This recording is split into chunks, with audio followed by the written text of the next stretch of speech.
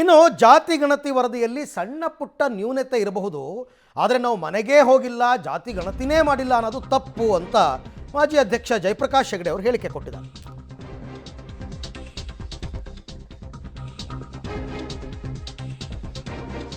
ಜಾತಿ ಗಣತಿ ವರದಿಯಲ್ಲಿ ಸಣ್ಣ ಪುಟ್ಟ ನ್ಯೂನತೆ ಇರಬಹುದು, ಅಲ್ಲ 100% ಆ್ಯಕ್ಯುರೇಟ್ ಆಗಿ ಮಾಡೋಕ್ಕಾಗಲ್ಲ, ನಾನು ಒಪ್ಕೋತೀನಿ. ಆದರೆ ಮನೆ ಮನೆ ಸಮೀಕ್ಷೆ ಮಾಡಿಲ್ಲ ಅನ್ನೋ ಆರೋಪವನ್ನು ನಾನು ಒಪ್ಪಲ್ಲ. ಶಿಕ್ಷಕರು ಮನೆ ಮನೆ ಸಮೀಕ್ಷೆಯನ್ನು ಮಾಡಿದ್ದಾರೆ, ನಾನೇನಾದರೂ ಇಲ್ಲ ಅಂದ್ಬಿಟ್ರೆ ಅವ್ರಿಗೆ ಅವಮಾನ ಮಾಡ್ದಂತೆ. ಬೇಕಾದರೆ ಕ್ರಾಸ್ ಚೆಕ್ ಮಾಡ್ಕೋಬೋದು. ಹೆಂಗೆ?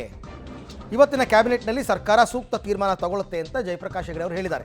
ಎರಡು ವಿಚಾರ. ನಾವಿವತ್ತು public TV mega reality check ಮಾಡ್ತು, ಅದರಲ್ಲಿ 10ಕ್ಕೆ 8 ಜನ ನಮ್ಮ ಮನೆಗೆ ಬಂದಿಲ್ಲ ಅಂತಲೇ ಹೇಳಿದ್ದಾರೆ.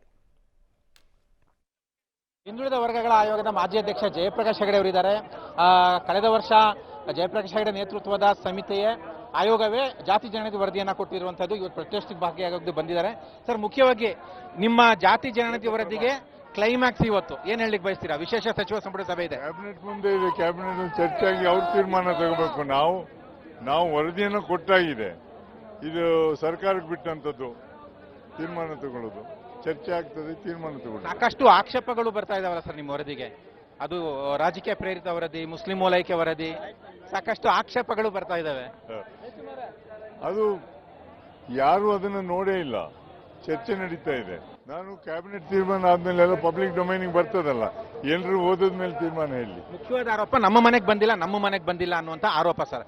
ಸಮೀಕ್ಷೆನೇ ಮಾಡಿಲ್ಲ, ಮನೇಲಿ ಕೂತ್ಕೊಂಡು ಸಮೀಕ್ಷೆ ವರದಿ ತಯಾರು ಮಾಡಿದ್ದಾರೆ ಅನ್ನುವಂತ ಆರೋಪ. ನಾನು ಅದಕ್ಕೆ ಒಪ್ಪೋದಿಲ್ಲ. ಯಾಕಂದ್ರೆ ಜಿಲ್ಲಾಧಿಕಾರಿಗಳು, ಅವರ ಅಧಿಕಾರಿಗಳು ಮತ್ತು ಶಿಕ್ಷಕರು ಸೇರಿ ಮಾಡಿದಂಥದ್ದು. ನಾನು ಅವ್ರು ಮಾಡಿಲ್ಲ ಅಂತ ಹೇಳಿದ್ರೆ ಅವ್ರ ಮೇಲೆ ಅಪಾದನೆ ಹಾಕಿದಾಗ ಆಗ್ತದೆ, ಸರಿಯಲ್ಲ ಅದು. ಒಂದ್ ವೇಳೆ ಆಗಿಲ್ಲ ಅಂತ ಹೇಳಿ ಅವ್ರ ಮನೆಗೆ ಬರ್ದಿದ್ರೆ ಕ್ರಾಸ್ ಚೆಕ್ ಮಾಡ್ಬೋದು. ಜಿಲ್ಲಾಧಿಕಾರಿಗಳ ಕಚೇರಿಯಲ್ಲಿ ಹೋಗಿ ಆಗಿದೆ ಇಲ್ವ ಅಂತ ನೋಡ್ಬೋದು. ಸಾಕಷ್ಟು ಅನುಮಾನ ಬರ್ತಾ ಇದಾವೆ, ನೀವು ಸಮೀಕ್ಷೆ ಮಾಡಿಲ್ಲ ಅಂತ ಆರೋಪ ಬರ್ತಾ ಇದೆ, ಮನೆಗೆ ಹೋಗಿಲ್ಲ ಅಂತ ಆರೋಪ ಬರ್ತಿದೆ. ಹಾಗಾಗಿ ಅಷ್ಟು ಪುಟಗಳನ್ನ, ಅಷ್ಟು ಸರ್ವೆ ಪ್ರತಿಗಳನ್ನ ಅಪ್ಲೋಡ್ ಮಾಡ್ತೀರಾ ಅನ್ನುವಂತ ಸಾರ್ವಜನಿಕರ ಪರವಾಗಿ ಒಂದು ಮನವಿ. ಸರ್ಕಾರ ಇವತ್ತು ಕ್ಯಾಬಿನೆಟ್ ನಲ್ಲಿ ಏನ್ ತೀರ್ಮಾನ ಆಗ್ತದೆ ನೋಡಿ, ಆಮೇಲೆ ಅವ್ರ ಹತ್ರ ಅಪ್ಲೋಡ್ ಮಾಡಬೇಕು ಬೇಡ ಅಂತ ಅವ್ರು ತೀರ್ಮಾನ ತಗೊಳ್ತಾರೆ. ಒಕ್ಕಲಿಗ ಲಿಂಗಾಯತ ಸಮುದಾಯ ಸಂಬಂಧಪಟ್ಟಂತೆ ಬೇರೆ ಬೇರೆ ಒಳ ಪಂಗಡಗಳ ಸಂಖ್ಯೆ ಕಡಿಮೆ ಆಗಿದೆ ಅನ್ನುವಂತ ಒಂದು ಆರೋಪ, ಒಳ ಪಂಗಡಗಳನ್ನ ವಿಭಜನೆ ಮಾಡಿ ಬೇರ್ಪಡಿಸ್ಬಿಟ್ಟಿದ್ದೀರಾ ಅನ್ನುವಂತ ಗಂಭೀರ ಆರೋಪ. ಅವತ್ತು 6 ಕೋಟಿ 11 ಲಕ್ಷದ ಅಂದಾಜು, 30 ಲಕ್ಷದ ಅಂದಾಜಿನಲ್ಲಿ 5 ಕೋಟಿ 98 ಲಕ್ಷದ ಬಂದಿದೆ ಡೇಟಾ.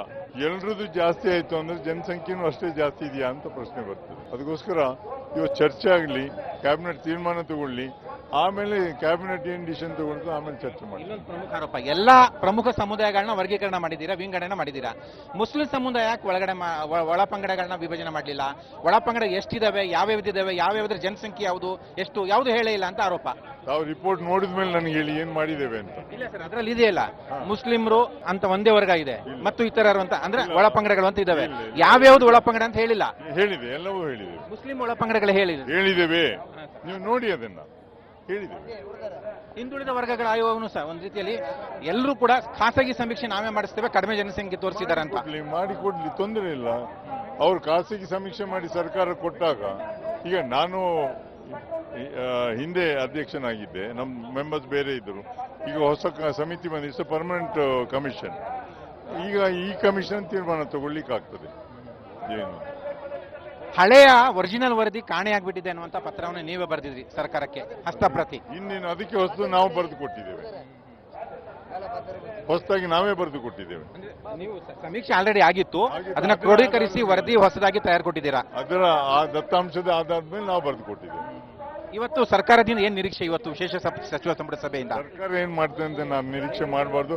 ನಾನು ಆಶಾವಾದಿ, ಮಾಡ್ಬೋದು, ಅಕ್ಸೆಪ್ಟ್ ಮಾಡ್ಬೋದು ಅಂತ ನನ್ಗೊಂದು ಅನಿಸಿಕೆ. ಇಲ್ಲದಿದ್ರೆ ಅವ್ರ ತೀರ್ಮಾನ ನಾವು ಅಕ್ಸೆಪ್ಟ್ ಮಾಡಬೇಕು. ಸದ್ಯದ ಮಟ್ಟಿಗೆ ಏಕಾಏಕಿ ಜಾರಿ ಅಸಾಧ್ಯ, ಯಾಕಂದ್ರೆ ಮತ್ತೆ ಪರಿಶೀಲನೆ ಬೇಕು, ಅಥವಾ ವಾಪಸ್ ತೆಗೆದುಕೊಳ್ಳಿ, ಮತ್ತೆ ಹೊಸ ಸಮೀಕ್ಷೆ ಮಾಡಿ, ಇವೆಲ್ಲ ಆಗ್ರಹಗಳು ಕೇಳಿ ಬರ್ತಾ ಇದ್ದಾವೆ. ಸರ್ಕಾರ ತೀರ್ಮಾನಕ್ಕೆ ಬಿಟ್ಟದ್ದು.